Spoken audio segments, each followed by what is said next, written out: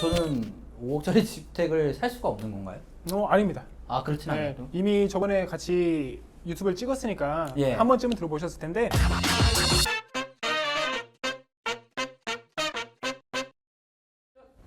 안녕하세요, 뱅크몰 TV입니다. 예, 드디어 제가 이번 시리즈의 고정을 맡게 되었습니다.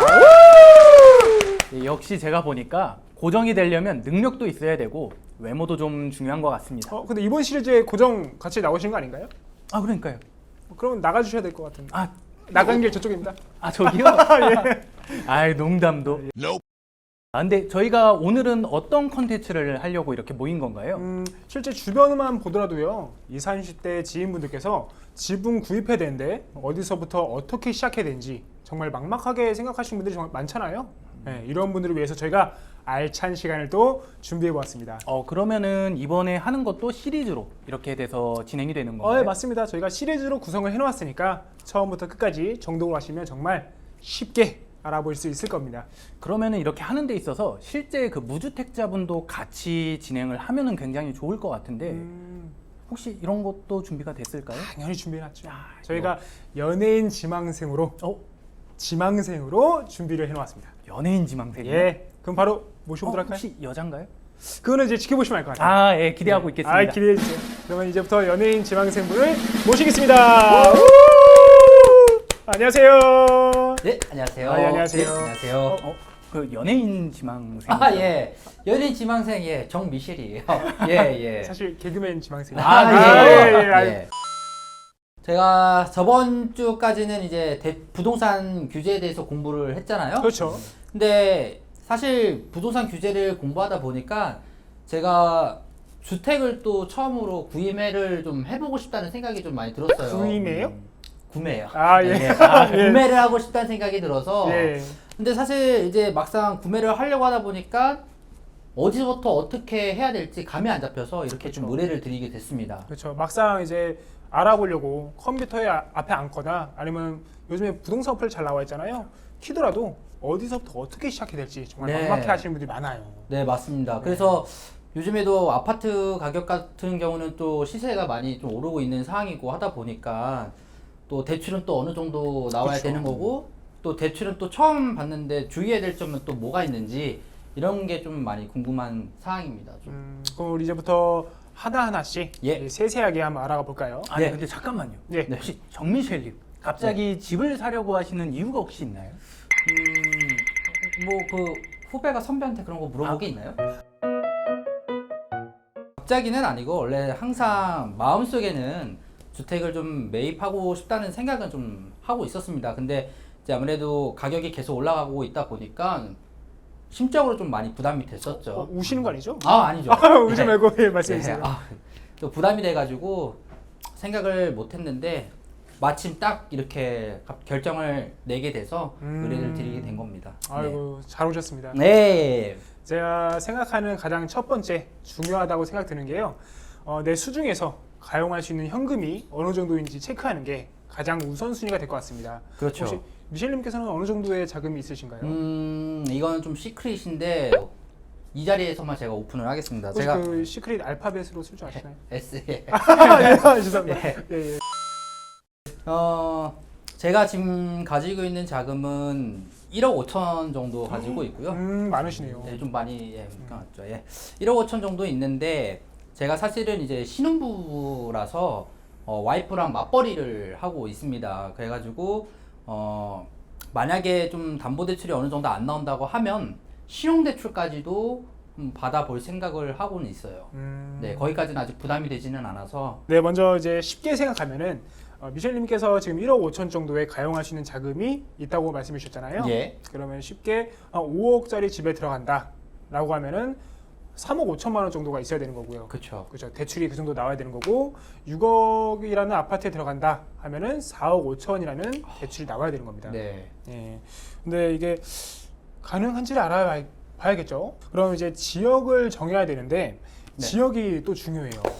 그러면 제가 네. 원하는 지역을 말씀드려도 괜찮으신가요? 그럼요. 사실 원하는 지역이 가장 중요하기도 하지만 네.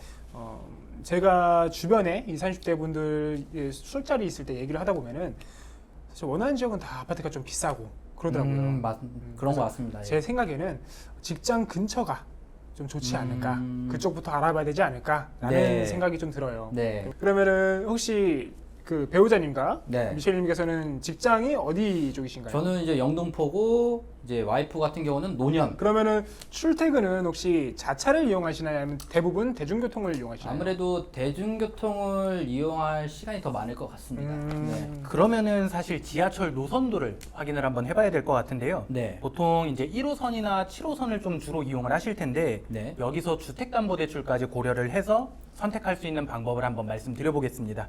일단 서울 같은 경우에는 모든 지역이 다 투기 지역이랑 투기 과열지구로 구분이 되어 있고요. 이 경우에는 대출 한도가 40%까지만 가능합니다. 그래서 현재 5억짜리 주택을 보고 있다면 여기서 40%인 2억까지만 대출이 가능한 겁니다. 그러면 저는 5억짜리 주택을 살 수가 없는 건가요? 아닙니다. 아, 그렇진 네, 않아요. 또? 이미 저번에 같이 유튜브를 찍었으니까 예. 한 번쯤은 들어보셨을 텐데 실수요자 요건이라는 게 있습니다. 아, 맞습니다. 그렇죠. 네. 이 조건에 충족이 되시는 분들은 한도를 더 높여서 받을 수 있도록 또 정책이 마련되어 있습니다. 그럼 저도 해당이 되는 건가요? 그러면 이제 내가 해당이 되는지는 제가 보기에는 한 3가지 정도 조건을 보셔야 될 것 같습니다. 그 중에서 첫 번째는 본인이 일단 무주택자인지 꼭 확인을 해주셔야 돼요. 간혹 가다가 이제 기존 주택이 있는데 난 이건 처분을 할 거다. 이러면서 아파트를 갈아타시는 분들이 계시는데 이런 분들은 또 서민 실수요 요건에 충족이 되지 않습니다. 미셸님은 아까 무주택자라고 제가 소개를 했기 때문에 예. 첫 맞습니다. 번째는 통과. 합격하셨습니다. 와! 예, 합격! 축하드립니다. 예. 그리고 두 번째 조건은 가장 중요한데요. 아파트 시세가 투기 및 투기 과열지구는 9억 원 이하, 조정 대상 지역은 8억 원 이하의 아파트를 보셔야 됩니다. 혹시 미셸님께서는 9억 원 초과의 아파트를 보고 계신 건가요?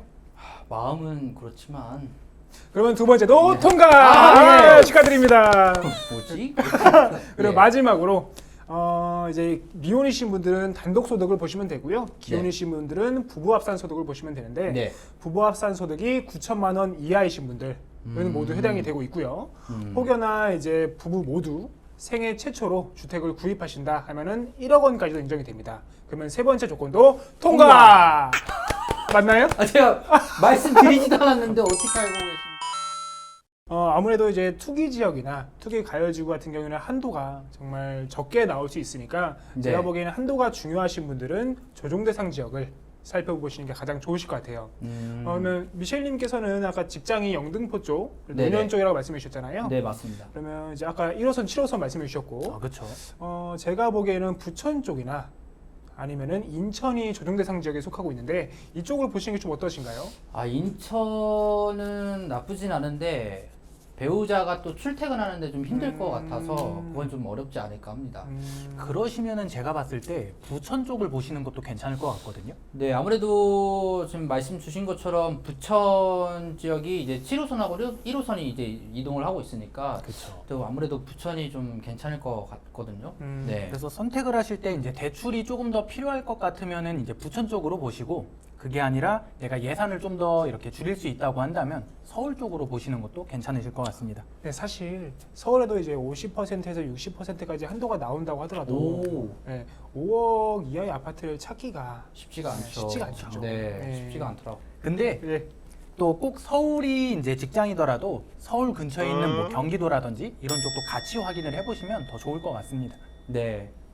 저 부천 좋다고 얘기했습니다. 아, 부천이요? 네, 방금 얘기했는데. 부천으로 네. 고고싱? 그러면 제가 집을 알아보기 전에 대출을 좀 많이 받아야 되는 상황인데 또 걱정인 거는 한 달에 납부해야 되는 이자 비용이 어느 정도 나오는지가 가장 궁금하거든요. 그렇죠. 사실 이자를 먼저 따져보셔야 될 것 같은데 일단 집도 정해진 게 아니고요. 네. 대출 가능 금액이나 예산이 정해진 건 아니잖아요. 네네. 네, 그렇기 때문에 대략적으로 3억 원과 4억 원을 대출을 받았을 때 얼마나 납입을 해야 되는지 이 부분만 좀 체크 도와드릴게요. 네.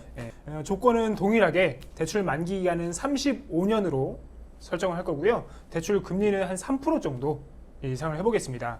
이런 경우에서 3억을 받았다라고 한다면은 월 납입 금액이 원금과 이자 합산해서 한 115만 4천 원 정도 이 정도 예상이 되고요. 4억 원 정도를 동일한 조건으로 받았다라고 라고 한다면은 153만 원에서 4만 원 정도 이 정도 예상이 되고 있습니다. 근데 비용에 대해서는 사실 부담은 되진 않아요. 저희가 예. 맞벌이 부부다 보니까. 근데 대출 기간이 35년이면 너무 긴 것 같은데. 일단은 말씀 주신 것처럼 그렇게 생각을 하실 수도 있는데 기간이 짧아지게 되면은 매달 납부하는 금액이 달라지게 됩니다. 핸드폰을 사보셔서 아시겠지만 뭐 1년 약정을 하거나 2년 약정을 하거나 3년 약정을 했을 때 매달 납부하는 금액이 다르잖아요. 그렇죠. 그리고 또 35년으로 했다고 해서 꼭 35년 동안 이용을 해야 되는 건 아닙니다. 이제 3년이 지나고 나면 중도 상환 수수료라는 게 없어지게 되는데 이때는 대출을 변경을 하는 것도 가능하고 언제든지 상환을 하셔도 되고요. 그리고 35년 동안 다 사용을 하시는 게 아니라 그 이전에 이사를 가는 경우도 굉장히 많기 때문에 사실상 이 기간까지 전부 다 꽉 채워서 이용을 하는 경우는 거의 없다고 보셔도 됩니다. 아, 그렇구나. 그러면 모든 금융사들이 3년 이후부터는 중도 상환 수수료 100% 면제된다. 그렇죠. 라고 요약을 하면 되겠죠. 그렇죠. 예. 그러면 미셸님께서 제가 말씀드렸던 이자 금액이 네. 혹시 부담스럽지는 않으신가요?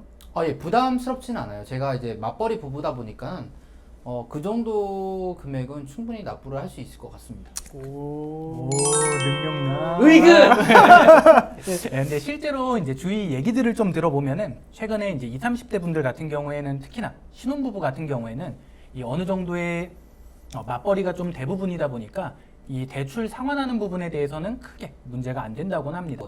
대출 이자 금액도 알았고, 그리고 주택을 선정할 때 대출이 어느 정도 나오는지도 고려해서 선정을 해야 된다는 것도 이제 제가 잘 알았는데, 그러면은 제가 서울을 갈지 부천을 갈지 이제 집을 알아보고 오면 좋겠네요. 그렇죠. 요즘에 또 PC로 부동산 잘 구현돼 있고요. 또 어플도 잘 나와 있잖아요. 이런 거 참고하셔서 이제 임장도 나가 보시면은 정말 좋을 것 같고요. 아마도 미셸님 조건에서는 대출을 정말 최대로 받았을 때 네네. 한 5억 원에서 6억 원 정도 집이 좀 적당해 보이긴 해요. 그래서 이 정도로 매물을 보시면 될 것 같아요. 그리고 또 누구나 역세권이면 좋겠고 방도 많았으면 좋겠고 네. 화장실도 많고 네네. 그렇죠. 거기에 초품화에 생활시설도 다 있고 네. 네, 이런 집을 누구나 원하지만 네. 사실 이걸 다 맞는 집을 찾으려면은 자금이 좀 만만치 않게 들어가다 그렇죠. 보니까 먼저 나한테 가장 필요한 게 뭔지 우선순위를 세우고 그 다음에 결정을 하시면 될 것 같습니다. 예를 들면 어떤 게? 그거는 제가 설명을 도와드려 볼게요. 네. 제 기준에서 설명을 도와드리면요. 일단 회사가 교통을 이용하고 계신다 하셨으니까 역세권이면 가장 좋을 것 같아요. 그럼 1순위가 네. 역세권이 되겠죠. 네. 그 다음은 이제 단지가 크면은 뭐 학교도 들어올 수 있고 정말 좋은 점이 많잖아요. 그럼 2순위가 제가 보기엔 대단지. 그리고 네. 마지막 3순위는 아무래도 신축이 구축보다는 좀 나올 수 있겠죠. 그러면 10년 이내의 신축은 3순위. 이렇게 정했을 때 이 모든 걸 만족하면서도 수도권에 위치한 아파트 그러면 이제 3순위부터 좀 제거해 나가시면서 아파트를 보셔야 된다 이런 말씀을 하신 거죠. 그러면은 네. 제가 이제 집을 알아보고 오면 되는 거겠네요. 그렇죠. 이제 집을 알아보고 오시면요 저희가 네. 다음 스텝인 KB 시세를 알아보는 방법 혹은 뭐 대출 한도를 알아보는 방법 등 다음 단계에 맞는 순서대로 차근차근 설명 들어보도록 할게요. 예, 그러면은 저는 집을 알아보러 가겠습니다. 예, 저 멀리는 안 나갈게요. 예, 고생하셨어요. 예, 예, 네, 감사합니다. 들어오세요. 예, 자 미사님, 예. 그쪽 절벽이에요 그쪽. 아,